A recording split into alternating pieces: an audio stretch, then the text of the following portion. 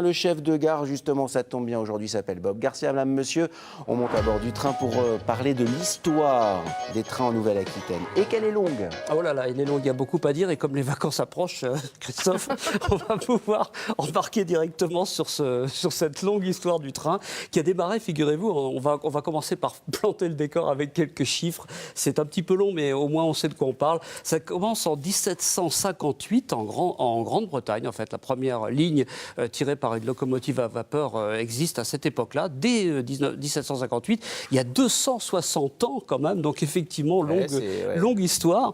Et en France, on a attendu 1829 pour voir cette première ligne opérationnelle. C'est pour ça que les trains roulaient à gauche. C'est parce que ça vient d'Angleterre. C'est ça. Ça doit être ça l'histoire. Je ne sais rien en fait, mais ça doit être ça. Bien sûr. Et voilà, l'importation du train anglais. Et pourquoi on a attendu aussi longtemps? Ça dépend de quel côté tu te places. Mais non, mais pas quand t'es dedans, patate.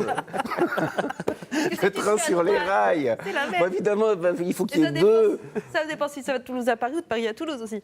Bon, ça dépend ça dépend si tu es dans le sens de la marche ou non. Bon, écoutez, je vais essayer de recentrer le nombre de voyageurs n'a cessé d'augmenter avec la multiplication des lignes. Voilà, exactement. On a démarré tout doucement en 1838 avec 52 km et 5 gares. C'était pas grand-chose.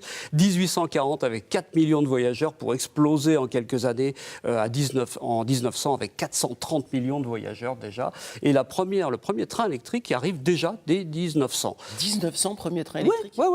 Et la première liaison Paris-Bordeaux, il y a peut-être une affiche qui va arriver dans quelques instants pour nous montrer ça. Là, Belle, voilà. cette affiche. On est vraiment calé à la perfection.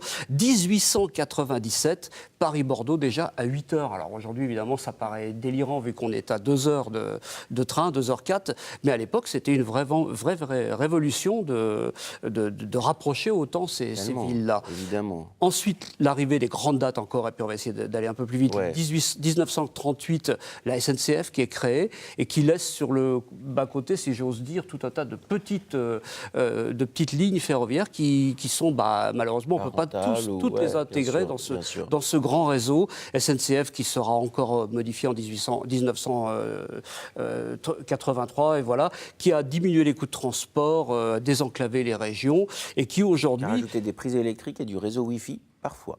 Oui, récemment.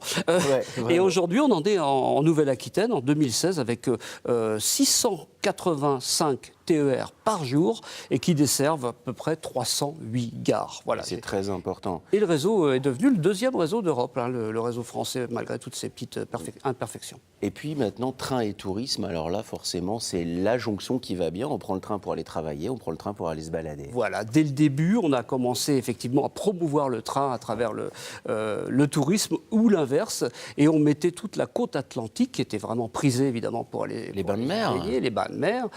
Dès 19... Delphine, elle connaît ça, elle a gardé la tenue et tout, l'intégrale, un maillot intégral. C'est génial, ça. Oui, en dessous du genou. C'est génial, c'est ce qu'il fallait. En laine. Et d'ailleurs, sur certaines affiches, on va les voir, ces affiches de bains de mer, voilà, dans le style Mucha c'est classe, hein. De l'époque. Et à partir de 1900, en gros... c'est plus classe qu'un maillot brésilien. Je suis d'accord avec toi, c'est classe, mais alors mouillé, ça doit pas être agréable. Ça boudine un peu, mais bon. Du coup, la pique, il faut vraiment être bon nageur. Tout ça pour dire que... Alors, à propos de tourisme, il faut qu'on parle du BAB. C'est quoi un BAB? C'est pas les Rastas de Bob, non? Non, le BAB, c'est justement un des petits trains qui desservait Bayonne, Anglet, Biarritz, et qui a connu un succès absolument énorme, justement pour ce tourisme balnéaire et puis pour aller se baigner, et qui, petit à petit, a connu un tel engorgement, la gare de Biarritz de l'époque, qui n'était pas dans le centre-ville, qu'il a fallu carrément créer une deuxième gare en 1911, et qui aujourd'hui accueille quelque chose comme 340 000 voyageurs par an. C'est énorme. Voilà. Alors, on prend des trains en Nouvelle-Aquitaine, on fabrique des trains en Nouvelle-Aquitaine, et c'est un héritage américain. Exactement. C'est une autre histoire qui va nous ramener à La Rochelle cette fois. Les Américains rentrent dans le premier conflit mondial en 1917, un peu tardivement. Ouais. Ils s'installent à La Rochelle, quelques milliers d'hommes. Très vite, on se rend compte qu'il n'y a pas l'infrastructure nécessaire pour trimballer tout le monde sur le territoire.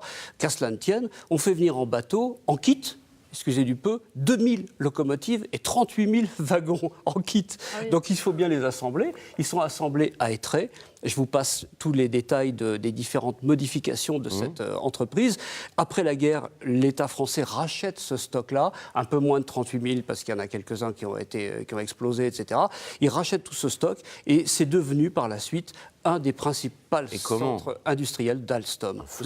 Un fleuron, et qui fait la fierté des Rochelais, des Rochefortais, de tous les Charentais-Maritimes qui travaillent par exemple à Alstom, à La Rochelle, à Étré. Voilà, pour être la très grande juste. histoire rejoue Il y a eu un record de vitesse dont on parlera dans quelques Oui. instants. Restez avec nous, c'était en 1955. Le coup de